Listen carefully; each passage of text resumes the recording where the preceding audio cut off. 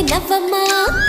తీయగా కొమ్మ ఒళ్ళో పున్నగ పువ్వలే నవ్వమ్మా హరి విల్లుగా నవ్వుతూ ఉంటే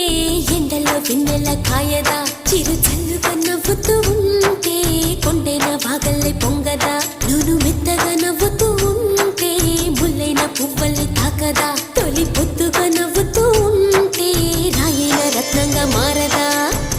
హాయిగా అమ్మ ఒళ్ళో చిన్నారి పాపల్లే నవ్వమ్మా